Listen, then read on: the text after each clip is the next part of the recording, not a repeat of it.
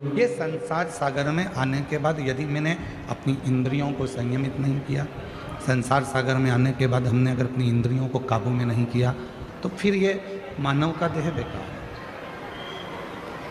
फिर ये मानव का देह बेकार। अगर हम अपनी इंद्रियों को काबू ना कर पाए, प्रेशर खोलो, प्रेशर नहीं आ रहा, अंदर भी नहीं आ रहा, बाहर भी नहीं आ रहा, अपनी इंद्रियों को काबू करा तो समझो कि हमने एकादशी का व्रत किया। कई लोग प्रदोष का व्रत करते हैं, हम उनसे कहते हैं कि आपने अपने कितने दोषों को समाप्त कर दिया। प्रदोष का व्रत कब सफल है? जब आप अपने दोषों को समाप्त करो।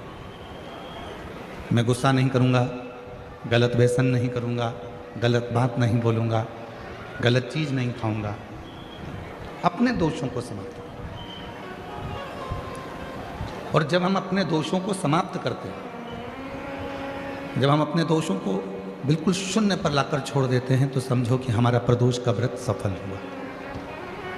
तब समझें कि हमने प्रदोष का व्रत किया। हमारे भीतर के दोष समाप्त नहीं हो रहा है और हम सोचें कि व्रत कर लें, उससे भगवान राजी हो जाएगा, नहीं हो सकता।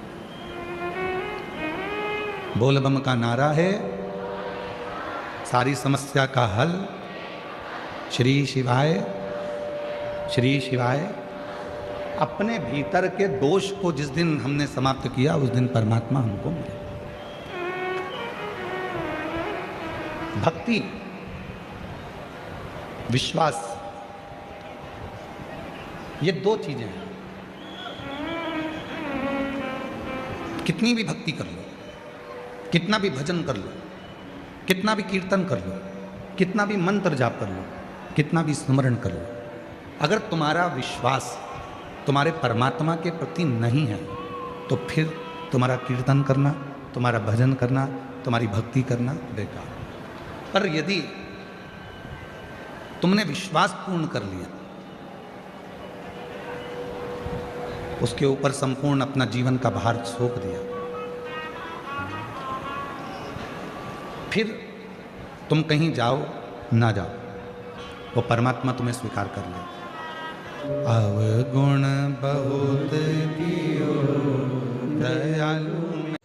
श्री शिवाय नमस्तुभ्यम।